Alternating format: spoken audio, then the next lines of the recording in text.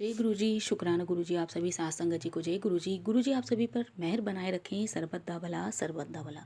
संगत जी, आज का सत्संग प्रवीण सैनी अंकल जी का है, जो कि बहुत ही प्यारा सत्संग है। आप सत्संग को अंत तक जरूर सुनिएगा, ताकि आपको सत्संग के माध्यम से आपके सवालों के जवाब प्राप्त हो सके। संगत जी, अंकल जी लिखते हैं, जब से हम गुरु जी के दिव्य संरक्षण में आए हैं, जीवन आसान तथा कठिनाइयों और तनाव से मुक्त हो गया है। मन में कोई भी इच्छा जागरूक नहीं होती है तो वह तत्काल ही पूरी हो जाती है।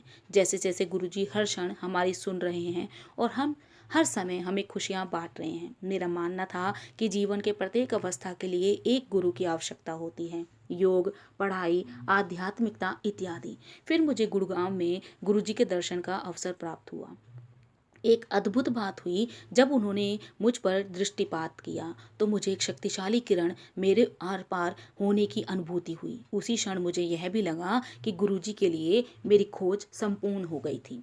तब से मेरे साथ कई चमत्कारी अनुभव हुए हैं और मैं वह सबको बताना चाहता हूँ। गुरुजी की कृपा से मेरा स्वास्थ्य संबंधी जो भी मेरी जो परेशानियाँ थी वह ठीक हो गई और सरकारी सेवा के 15 सालों बाद मेरी पदोन्नति भी हो गई। मेरी माँ का ERCPS जठरांठ की शल्य चिकित्सा हुई। मेरी बेटियों के अच्छे अंक आए और उनके पसंद के पाठ्यक्रम में उनको दाखिला भी मिल गया।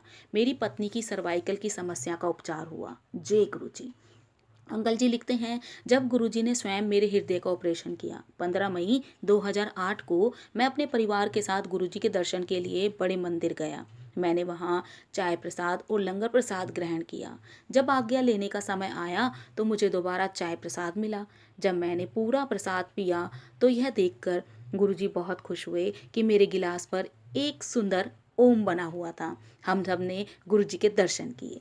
रात को सोते समय मुझे बाएं हाथ में कुछ बहने का एहसास हुआ। मुझे एहसास हुआ वह मेरे सीने के बाईं ओर से होते हुए मेरे बाएं हाथ के ऊपर से तर्जनी के नीचे मेरी हथेली तक जा रहा था।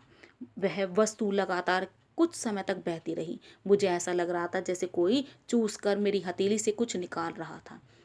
मैंने उठने की कोशिश की पर उठ नहीं पाया। यह सब बहुत समय तक चलता रहा। बाद में जब मैं उठ पाया तो मुझे हथेली में दर्द था। मैंने पानी पिया, थोड़ा चला फिरा और अपने हाथ मले। मेरी हथेली पर कुछ नहीं था। गुरुजी का मंत्र जाप करके मैं सो गया।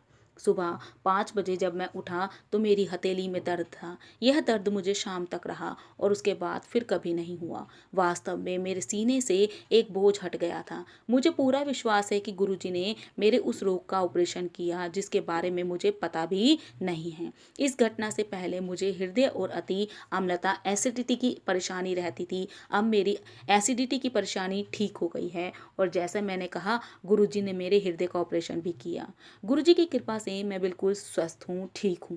गुरुजी की कृपा के लिए धन्यवाद अदा करने के लिए मेरे पास कोई शब्द नहीं है। मैं गुरुजी से बस इतना ही कहूँगा, रखा चरना दे कोल मैनू रखना चरना दे कोल। जय गुरुजी, शुक्राना गुरुजी। ओम नमः शिवाय। शिव जी सदा सहाय। ओम नमः शिवाय।